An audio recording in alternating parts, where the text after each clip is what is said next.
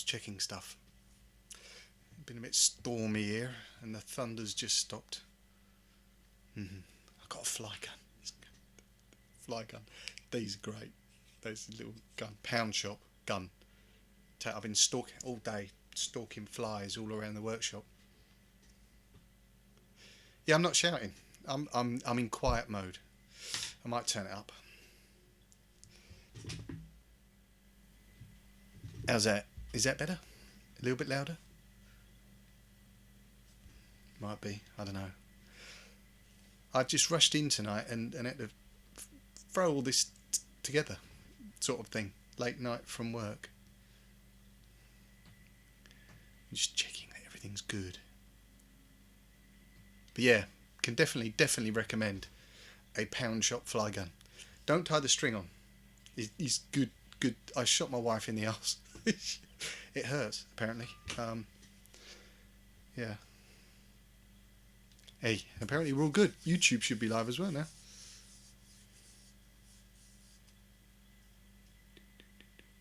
Yes, lots of stuff today. Yeah, and don't shoot your wife in the arse with one of those, unless you want to live in the shed for the remainder of the week. Apparently they sting a little bit. They smart, apparently, and they do. If you look at that ring, they leave quite a good imprint if shot at close range. Yeah. Yes, but it's good. It's good. You press the look. I just shot the shed. There we go. Yeah, they're good. The flies just they know. No, I will try and get footage next time. I'll do Ask Cam or something. Let me chuck this on and we'll be back in 2.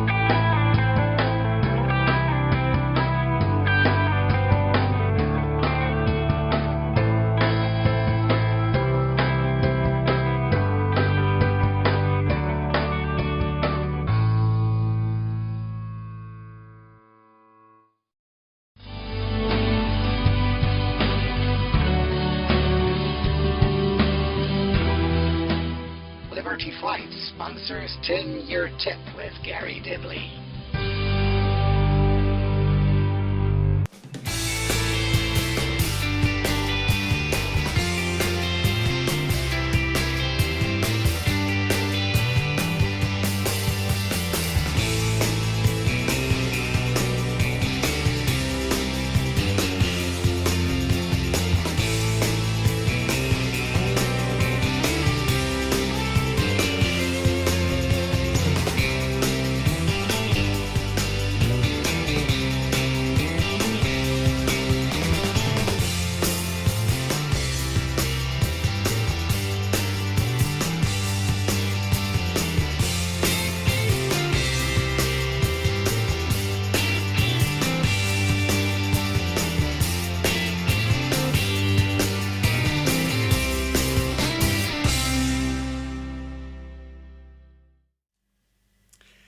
And there we go, we are back in the room once again. It is it's a Wednesday night, it's 9 o'clock, and it is time to tin your tip with myself, Garry Dibley, and the ever capable mod master that is Mark. Yes, apologies for last week, I do believe we'll say that in a video, but it was the wedding anniversary, and I had to spend some time out of the shed and with the wife. I'm sure she appreciated it. My company was obviously enough. She didn't want a present, but you know what? You know, I can see where she's coming from with that. What do we get up to this week? Mark he was a little bit poorly, Mark. So he's put together a video. So hope you're well now, mate. A little video about batteries and rejuvenating and that sort of thing, and I'm showing you how to make something that I made a long time ago. I don't think we've ever shown you how to make this, but it is a pass-through type thing, or the one that used to be the GDPT, as some of you may know it as. My tools have arrived, or some of them, not all of them, some of them, and these were the sort of the bad boys that I was waiting for. These are the this is the 16mm drill bit. This is what I need to finish off this, because it's an absolute nightmare hollowing out on the wood lathe. And the reason it took so long is these are a certain type of fitting. This is an MT2, what they call an MT2, I can't hold it straight, MT2 taper. And effectively that goes straight into my tailstock on the lathe and holds it perfectly straight. So yeah, and I've got some big, up to 25mm, big boys. So we can drill some big holes. Good stuff. So let's crack in. I know a lot of people said, "Is there blood tonight?" There may not be blood, but there was definitely a. I'll show you the remnants of a lathe injury a little bit later, and it was my own stupid fault. And it wasn't in the spinny bits; it was tightening up on the lathe bed. Totally missed and managed to punch the cast easy for me to say, the cast iron bed. Let's crack into our first vid. I'll pop back in a bit.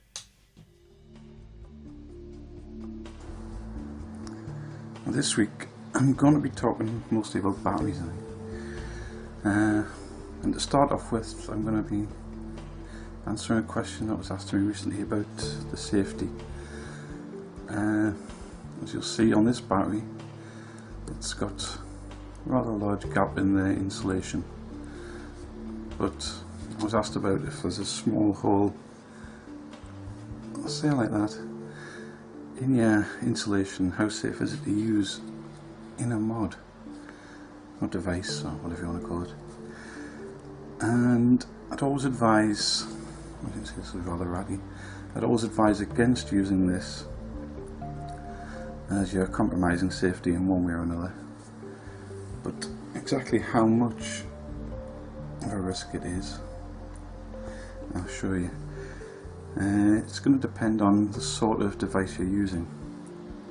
So starting off with, the safest one to use a battery like that in would be something like this, a plastic case device where there's absolutely nothing for the body of the battery to short out against, apart from the other battery. As these are in parallel, it's not going to make any difference at all that way. If it was in series, well, actually this is in series, I'll tell a lie, can't remember how my own mods work now. There is a slight danger if both batteries had compromised insulation. You could short the negatives between the two. That would cause a problem. But the chances are fairly small with that. Next up, you've got your tin mods, where the batteries are held in a holder, so they're held separately and there's nothing for them to short against, except for the small possibility of the top of the tin shorting out against it. So there is a danger involved in that, but it's not massive, so you could fairly confidently use it in something like that. Next up, you've got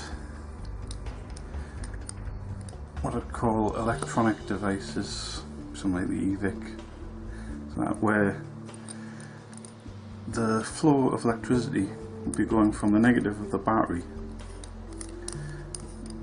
down to the, well, what should be a hot spring, through there and up through the casing to be switched either electronically or some sort of mechanical positive switch.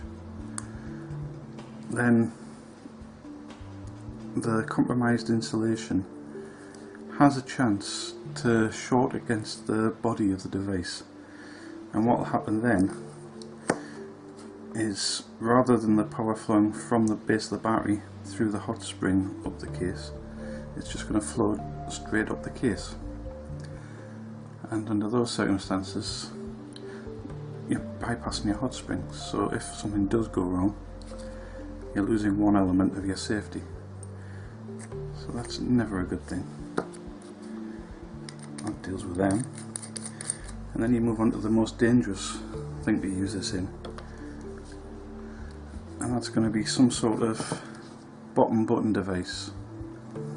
Now, I've only got ones that are actually on the bottom, but this also applies to any of the GG type devices where the switch is on the side here, as they work exactly the same way as these. So what would happen in this is the power flows from the negative of your battery onto the switch part. When this is pressed up, this will contact the bottom of the battery, so it will flow through the switch into the casing up to the negative of the atomizer. And with the compromised insulation, it could short directly between the body of the device and the battery, in which case you're bypassing the switch completely, and then it's just going to fire constantly until either you completely flatten your battery, you blow your atomizer, or things are just going to get very hot and catch fire possibly. That is the worst possible situation you can have with these. So I'd always advise, keep an eye on your batteries, look at the insulation, check for gaps, and treat them well. Also, don't go cheap with batteries. The most important part, and they're the part that can go wrong. So get a good set of batteries from a trusted place, and also a good charger from a trusted place, and always use them together. Don't be tempted to go cheap, and don't go for, say, recovered batteries from laptop batteries, as you don't know what the condition of the battery is and how it's been abused in the charge. It's just not worth it for saving a couple of quid. So the short answer is, if it's got compromised insulation, I would say don't use it, but know the risks involved if you do. Be forewarned. Now, would I say that because this is damaged then I'd have to throw this battery away? Sorry, recycle this battery? No, it's not completely useless, and you can save it. I'm going to show you what you can do about that in the next part.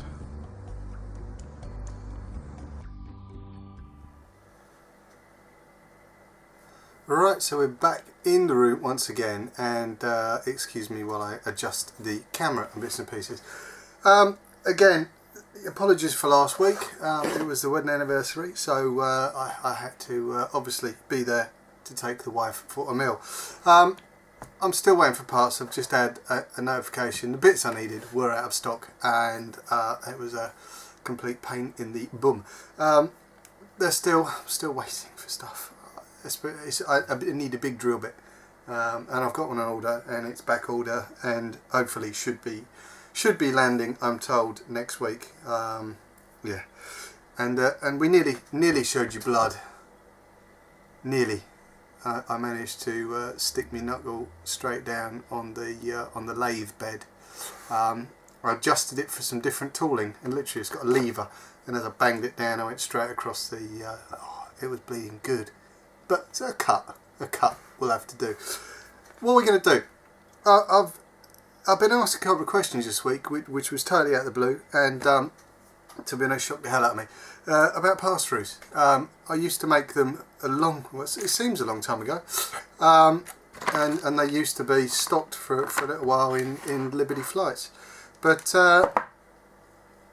it was somebody complaining about how flimsy the pass-through he had was, and I looked at it, and it was one of the ones that was the reason I built this mod many years ago. And we're going to show you literally what is the Garry pass-through. Lots of these, they went all over the world for a little while. China and Hong Kong and Japan and Australia and everywhere. But we're going to show you, because I've still got a load of the bits, and I've stopped making them for about a year and a bit now. Basically, it is very simple. We have one of these, which I'm sure most of you will know what is, and one of these. That is the basic makeup for our pass-through. We've got a hefty old USB lead. You don't have to use this colour, you can use any colour you like, and a standard of this type. This is a 12 volt lighter socket thing that you can buy for obviously powering things 12 volts.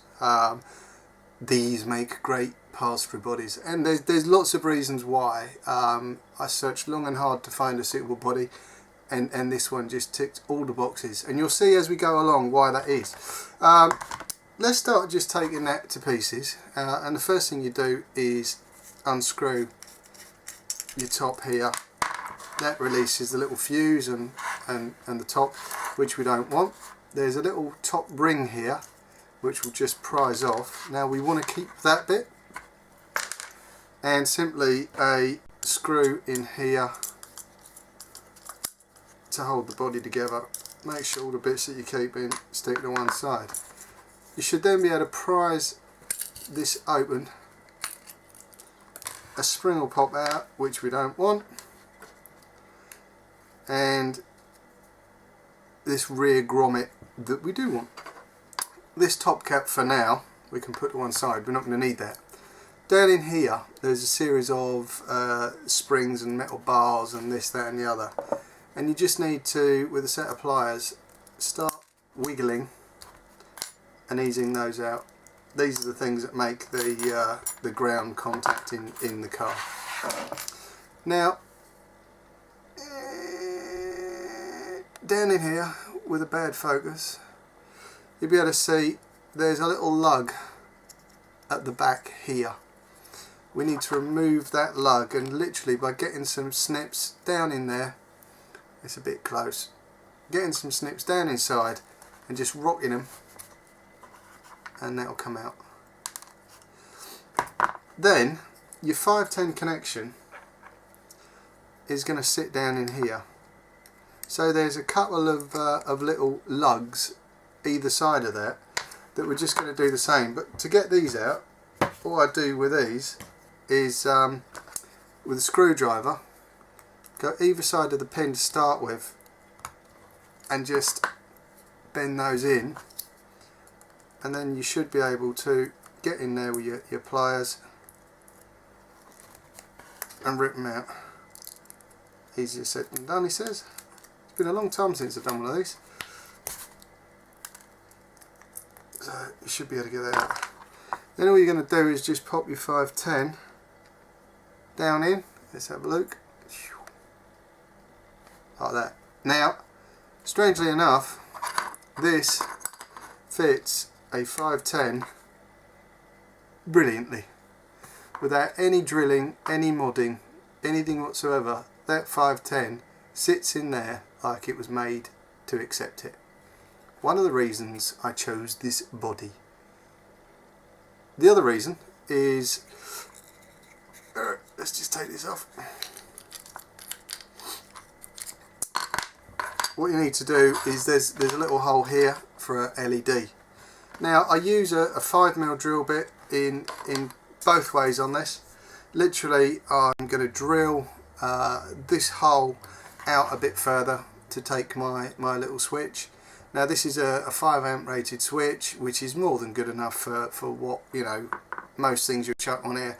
You're never going to be able to sort of sub-ohm and all of that stuff. This is just a nice little thing for, you know, 3 ohm at 5 volts. Perfect for that. A USB lead. Literally, this one here I've got here is an extender lead, and you've got a plug in a socket. So what we're going to do is cut off the socket. I'm just going to snip that off. What I need to do is just pop away, check that my battery's charged for the drill, because I forgot to do it, and then I'll pop back into my new board. This is from Axminster. It's a cutting board, rather nice little tool. Back into. Right, well, I've taken the liberty to drill that one out. So I've drilled that one out to 5mm. Now the one that I haven't shown you is, we said we were going to keep our grommet. Now our grommet is basically we're gonna be using that to sort of put the feed this lead through. Now as it stands at the moment, it's very tight. It's not going in there, but by the beauty of easiness and this, that and the other, if you get the same 5mm drill bit that we drilled the hole out with there, and you shouldn't really do this, but I normally grip it quite tight, bring in the drill, and just ease that in and out through here. You gotta go quite slow, because the amount of these that I got halfway through and it sheared off a bit of this. So quite slow. See you through, back it off, give it a blow, and your cable, obviously it depends on the thickness of cable you got, but this one here, again, I picked the USB cable because it is 5mm, and that will now slide through there perfectly. What I'm going to do is pop away, heat up the iron, and then I'll show you a bit more about how we go with this when we come back. And there we go, we're back in the room once again. If the eagle-eyed amongst you may have noticed the little spider thing that run, oh, there's a spider, run across the bench. Yes, he did get his head caved in ever so slightly very shortly after making that little section of the video. Yeah, I know, he shouldn't do it, but I did. I got him good. Let's pop into our first break and see you back in 2.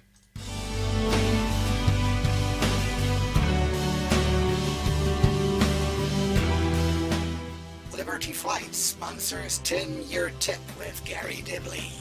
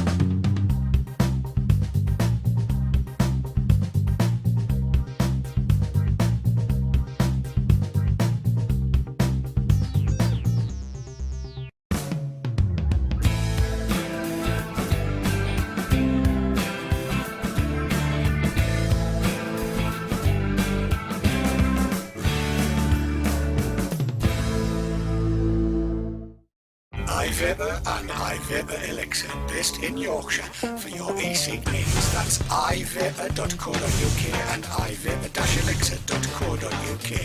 iViber and iViber-elixir.co.uk, proud sponsors of VaporTrails.tv.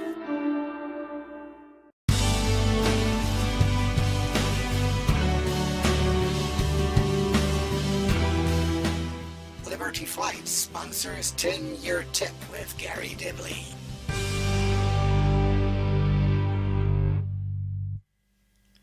And there we go, we're back in the room once again.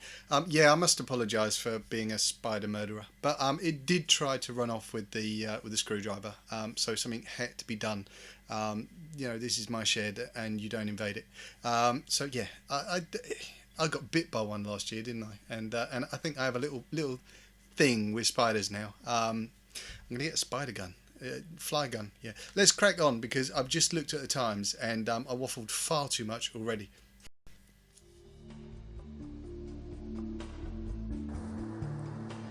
So now we've got a compromised battery that you don't want to use anymore.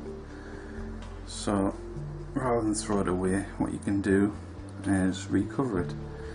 So the first job I need to do is get rid of the insulation that's on here already, as adding a second layer is going to make it too wide to fit into a lot of devices. So it's just a matter of carefully cutting or ripping away your covering, like so. And I've lost the top bit.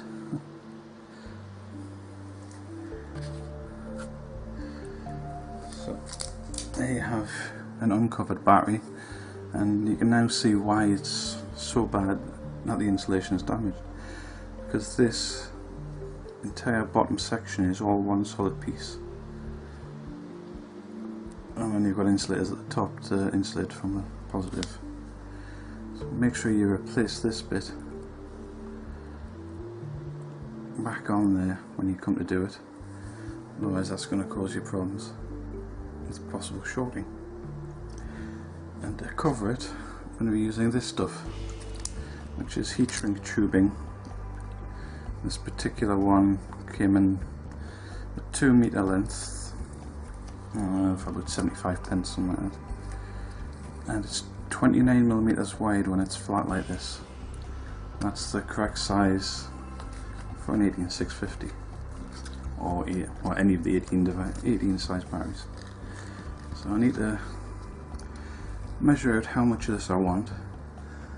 I'm going to leave around about 0.5 centimetre either end to make sure when it shrinks it will fit. So nice and cut off length. Try not to let it all unravel.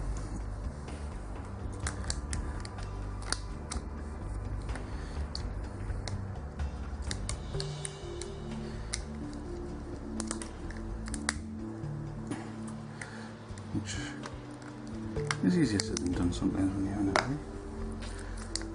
So here we have a length of heat shrink tubing. You can see it's longer at either end. So now you just need to open the tube out and put your battery in.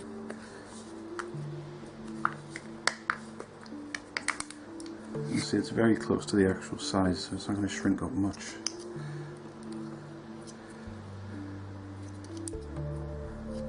So position it somewhere in the middle, and I'm going to be using the blowtorch on this, but probably better off use a hairdryer on a high setting, but I don't have one, so I'll be using this carefully at a distance. And when you're heating it, you need to start at the middle and work out. If you start at the end and work in, there's a chance it's going to split at the end, because when it's shrinking up it's going to rip away. So start at the middle where it's free and let it shrink in over.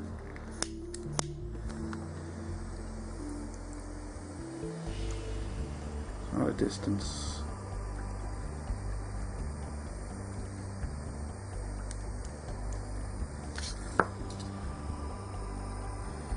Just start to shrink it all the way around.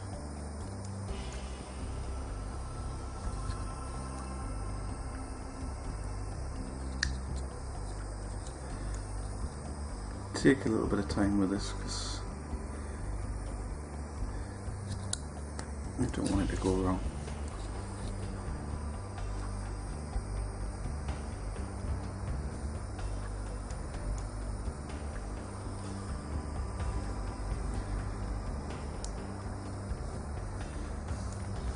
You just see it's taking on the shape of the battery.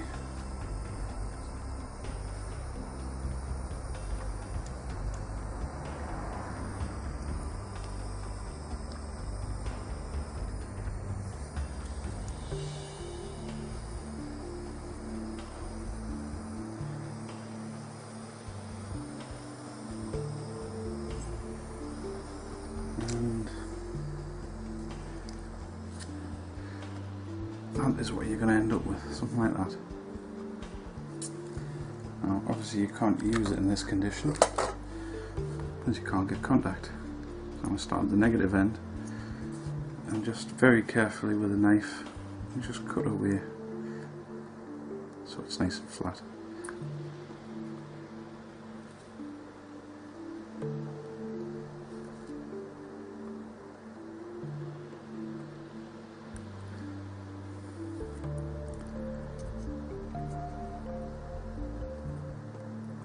Like so.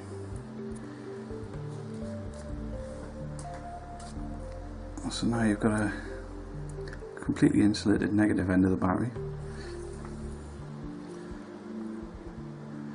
and do exactly the same with the positive.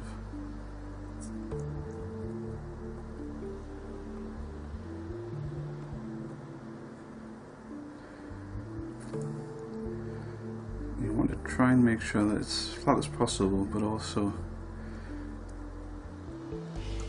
you want to avoid cutting away too close to the edge. And there you have a battery that you can use again. If you take a bit of time, trim it up, you can get something perfect, I suppose. Or what you can do, if you're very careful, is once you've cut it, you can use heat again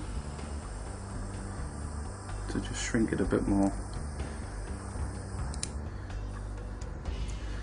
and that'll flatten off with a thumb. There you have it. One recovered battery.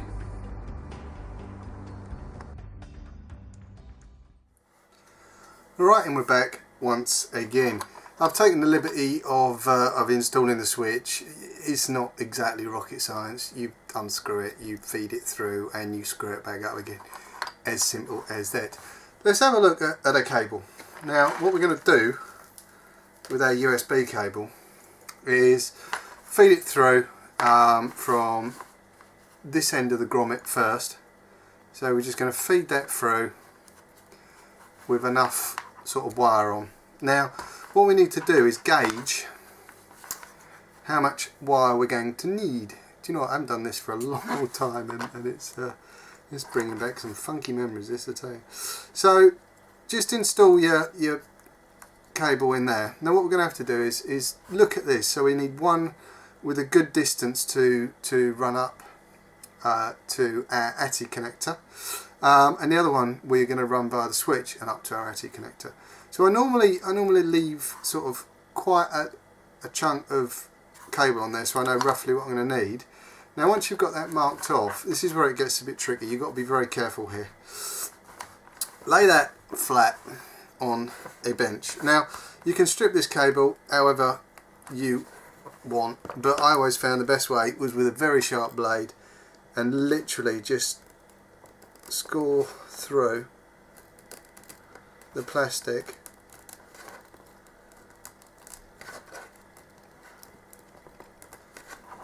Keep my pinkies out of the way. I know you're all dying for me to slip and see blood. Right, and then you can just literally peel that back. Now this stuff goes everywhere. So all I'm going to do is just snip that back there. And I tell you what, the reason I made a point of saying put the grommet on first, because it's an absolute git trying to do this afterwards.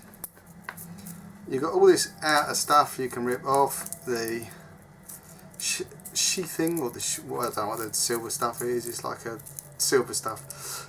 We don't need that. Get that all the way back and snip it off. Now the eagle-eyed amongst you will notice that we do have 4 wires. Let me just clear this stuff out of the way. We have 4 wires for a very good reason. 2 of them I believe are data, or for the transmission of, and the other 2 are the power. It's, you know, the first time I did this it was pot luck really. You would automatically assume that red and black are going to be power, and indeed they are. We don't need the green and the white, so we can just snip those back out of the way. What we're going to do as our next sort of stage is to get this fixed in place before we do anything else.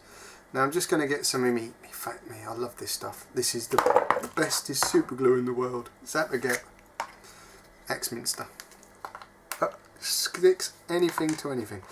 Now, like I was saying, what I do is just gauge up where this is going to go. So I'm gauging that up to, you know, just before the switch. If you can see this. So I've gauged it up, I've got my wires coming up here, I've got that just before the switch. Now what I used to tend to do with these is just run a little tiny bead of glue in there and then fix that in and just hold that for a couple of seconds. And the other thing I used to do while I was doing that was just dab a bit of glue around that USB cable down in there, and it ain't going anywhere. The biggest problem with the sort of old type pass-throughs, and I can talk because this takes about 16 seconds to set. The biggest problem with the the other pass-throughs was the weakness of the leads. They were terrible. You use them for a week and they were buggered basically. So we're relatively doing alright there. So I do. Let me just make sure this is set. I'll put a bit much on for it to set in 16 seconds. But it is, look, that's set-ish. No, that's set actually. Yeah, we might be good. Let's soldier on. So let me bring in Stunty. And this is where, again, this used to come in useful, because I used to pop that band bit under there and then it gave me lots of room to work with.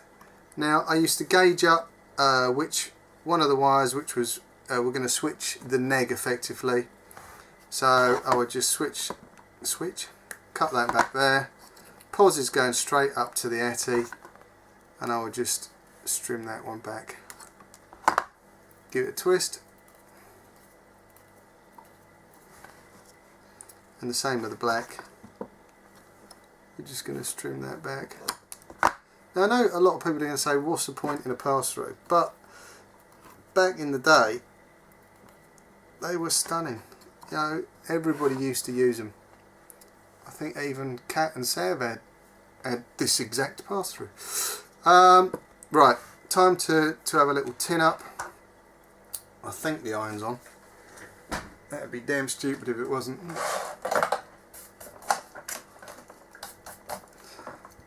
So as we usually do when we solder, I'm just going to tin up my tip to start with on the wire, give it a little tin. Same with this pos wire, and same down on the switch, which you probably can't even see. I mean, you can see how simple these are, really, to make. And it doesn't have to be in this sort of an enclosure. I just use this because it was just, it was almost made to measure. Made to measure, with minimal fussing, the 510 fitted straight down the hole. Oh, I'm just getting one on there. Yep.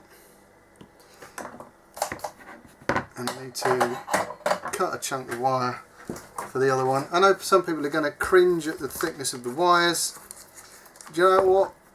I've used these, I still use one now, and that thickness of the wire hasn't made the slightest bit of difference. I know you get a bit of drop, ever so slight, but it's hardly anything, to be honest with you.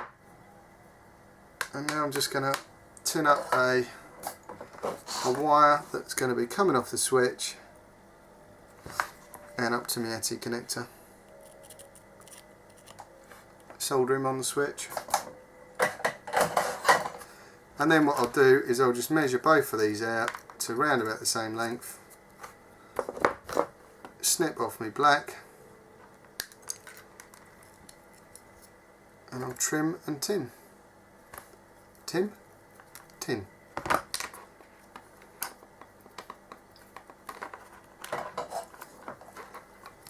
I'm not even in shot today. Just turn that one up. So there we have our USB neg going by the switch. Pulls the neg up there. As you can see, you know, we are 90% of the way to one of the simplest but most effective mods in the world. Most effective. No, they're good. I like 5 volt vaping. Can't speak today, but I like vaping at 5 volts. I'll be back in 2.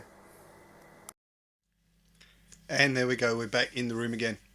And doing that this week was a serious blast from the past.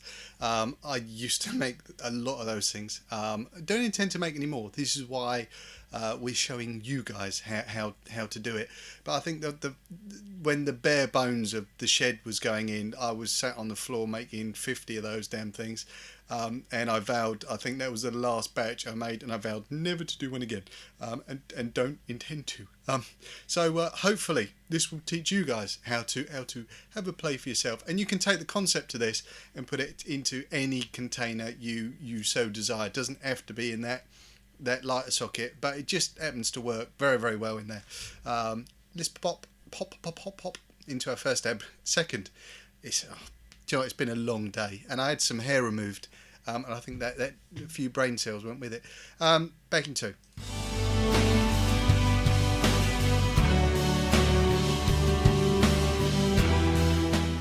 Liberty Flight sponsors 10-year tip with Garry Dibley.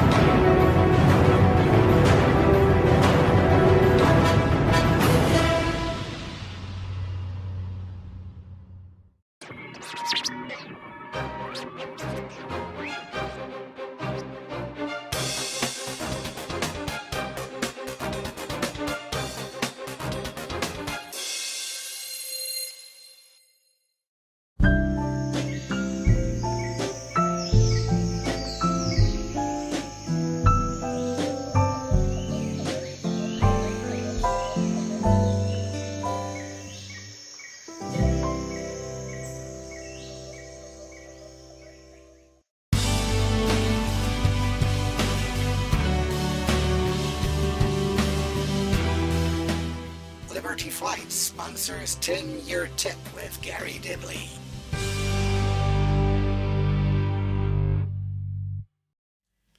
And there we go, we are back in the room for the final part.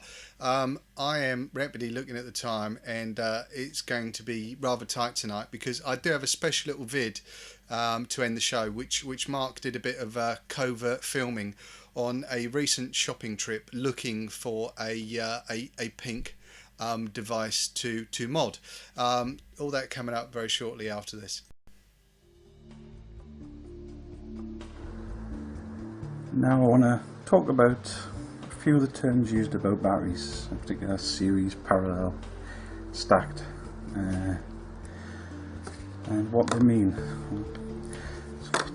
In this tin mod, it's a step down board, so I use the batteries in series, which means that on one end you've got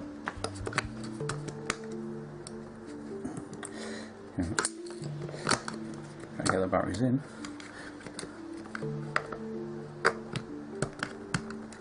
There we go. Now,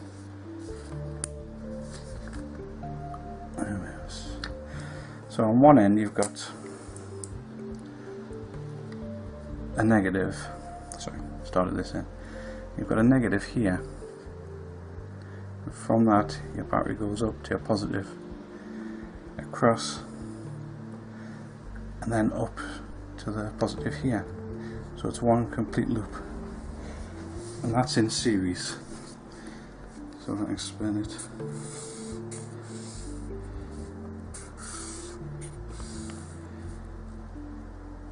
You have your negative here,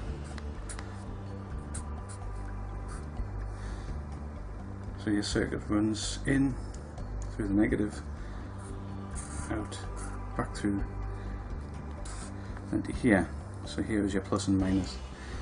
And in these batteries that would give you, well, fully charged, what's that? 8.4 volts coming through that at whatever these are, and 2100 mAh.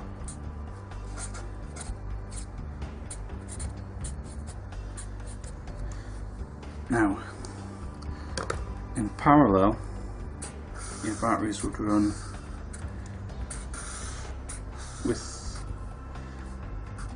your negatives at one end and your positives both at the other end.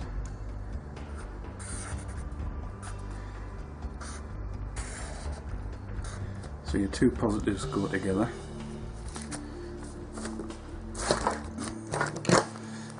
So your two positives go together to here, and your two negatives to here, and that's your circuit.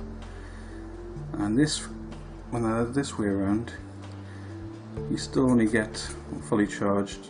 It's still 4.2 volts coming out, but the mAh for this would be doubled. So now it would be 4,200 mAh instead. That's the main difference between series and parallel. Now, what the misapprehension seems to be is about stacked batteries. The term stacked makes you think of that say in a tube normally, when you've got your negative here, positive, and negative, positive. That's a stacked battery. But that is also a stacked battery, because stacked and series is exactly the same thing. It's just the way they're positioned. They're called, this termed as stacked because they are stacked one on top of the other. But this is exactly the same thing and has exactly the same risks involved. So it's just something that you really need to be aware of. Hope that makes a little bit of sense. Now when it comes to using stacked batteries, or batteries in series if you prefer, the most important thing to remember is to use a pair of batteries and keep that pair all the time. So another good use for this heat shrink is it comes in a lot of different colours. So if you buy a few, you can pair up your batteries with the same colour wrap. So you know that that's a pair, different colours, a different pair, and then when you're using them, it's one less risk involved.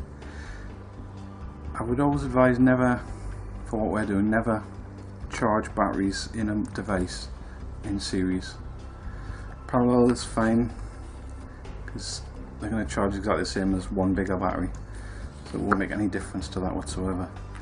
But in series, there's no way. You have to balance the charge between one battery and the other, and if they're running like that, it's not easy to do without a fancy charger. You're much better off take the batteries out, charge them on a reliable charger all on its own, and then put them back in the device.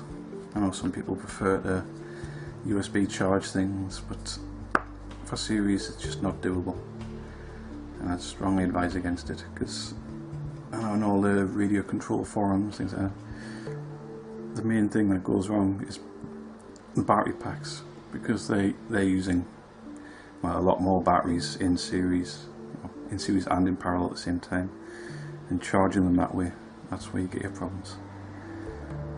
So just stick to nice, sensible, with a good quality charger and good quality batteries, and there's not really a lot to worry about in that case. If you inspect them regular, don't abuse them, and don't let them discharge too low. Unlike the old NiCad batteries, these batteries prefer to be charged often, so don't wait till they're completely flat to charge them. Just charge them regularly and often, and use them. That's the best way to keep them for a long time. So that one's very old, it's one of the first ones I ever got of them, and it's still just as good as a brand new one. Catch you next week. Right, we are back, and I'm all set up now here. So the next stage is to be tinning up our 510 connection. Do you know what, it's been such a long time since I've actually used a soldering iron. It's been a long time. Scary. Most of my stuff at the moment is done on the lathe. I've got projects all over the place I need to finish, and hoping that the show is going to force me down those avenues, because I've just got engrossed in turning stuff, lots of different things, pens and God knows what. Badly, I will say. Right, so let me just chuck my pos and neg on here.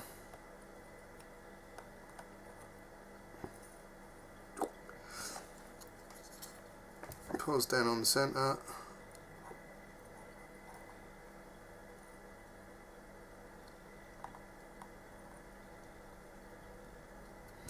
Yeah, soldering's gone to pot and all. So there, effectively, wow, I've got a new tripod for the camera and it's bloody awful. So yeah, realistically, that is it. We've got, in the most simplest form, a mod. Let me just, I'm going to plug it in. I've got lots plugged in the PC at the moment. Now I know a lot of people go, you shouldn't plug it into a PC. I never vaped on, yeah, I'm not going to advise doing it at all, but I vaped on nothing else but the PC. Now that's firing. I'm happy with that. Happy with that completely. What I'm going to do, because I'm so happy with that, is leave my atomizer attached. Now, this was where the fun started, because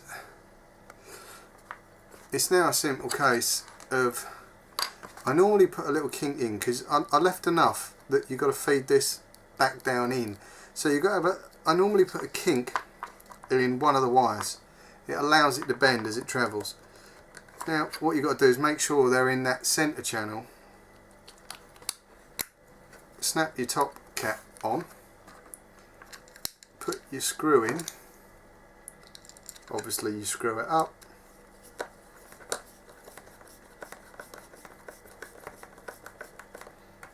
And as you can see, that should, with a little bit of teasing, pop down in there very nicely, sir. So what I used to do then is a dab of the super glue. So just run some around the 510 connection, and then I used to just dab it in and out a little bit, wet the end, and insert it all the way down, and literally just hold that so it's flush with the top of that, and squeeze the case together while you're doing so. Unfortunately you have to stay like this for a little while unless you've got super quick glue, which I do have, but I'll put quite a fair bit on. I'm going to pause this, come back in two. I got carried away. Obviously I glued the I've glued in the connector, which I'll show you here. And you may well see there's the addition of the top cap that we kept. Literally, it was just, I don't know, habit took over, and I finished that and glued the top in. But yes, you can see that it is literally a case of, with this top cap, I just put a couple of dabs, very small dabs of glue around the outside of the black plastic, and then just put that on, give that a little twizzle, and it sets off. But effectively our pass-through is complete. You could do something with the sides, you know, you could fill those in with epoxy or whatever, and you know, you could change a switch if you can get a different switch to, you know, with this a lot to do with the length, but you can do some case modding. This one, it's not that bad. It's a little 5 amp switch. They used to last for a long time. I know they did, because I used to guarantee these for 12 months. That's how confident I was in this particular sort of pass through. So yeah, you could knock those up very, very quickly. You can get these little 12 volt connectors. They're readily available. It's a standard car connector. If you look at this, I'll give you a good view of it so you know which type to get. They come like this. This had a hole for an LED, or they come with an LED readily installed. And obviously it's just a case of knocking the LED through. Blah blah blah blah blah blah blah blah. I've got this plugged in the PC. Like I said, I've never been afraid of using it on the PC. I'm not saying you do. It really depends on the PC and you know what the USB socket can give out. There was a lot of thoughts that it could blow your motherboard and this, that and the other. I've been using this type of pass-through in my USB socket in the same computer for 5 years, 6 years, and not a problem. Doesn't mean to say that you would have. Obviously safety means put it on a proper USB power pack or something like that. If you're going to be using a USB pass-through, don't just assume that you can take a wall socket and plug that into a USB wall socket.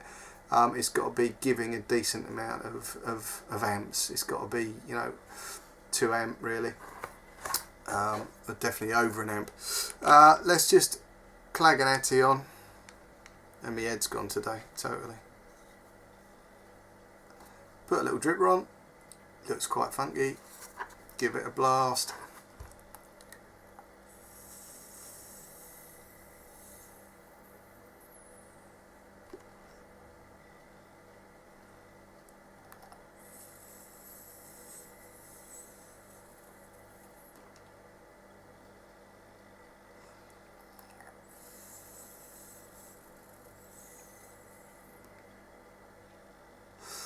I've got this one is about, I mean the coil in this is half dead.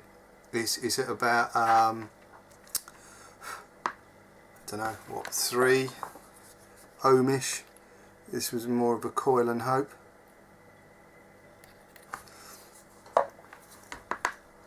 He says, but it's doing alright, not bad at all.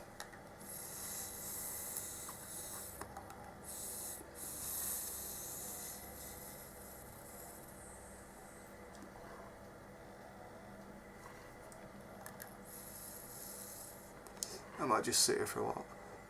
But yeah, handy little device at the PC or whatever. Blah blah blah blah blah blah blah. The GD pass through. Hopefully next week I'll have parts. Hopefully, and we'll continue that the box and some lathe work. Back to me in the shed.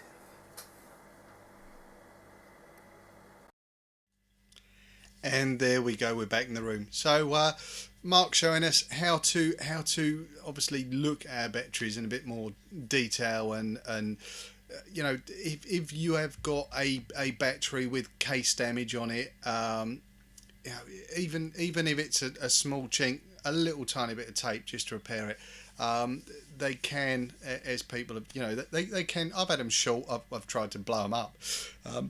With little success. The most that I've found in the scenarios that I've put batteries in, they get hot. They get very hot very quickly. They discharge and they just give up. But then there are some that could go thermal. So keep your eyes on your batteries. Now, the pass-throughs, as I say, a nice little, hopefully step by step on how to do that. Next week, I'm going to get that out. Hopefully. I'm just waiting on 2 more things to arrive. There are lots and lots of bits I've been waiting to come, and it's stupid. It is literally to turn a new top for that. But it's stuff I want. So it's good, all good stuff. I'm gonna before we pop into our end, I'm going to run a little video.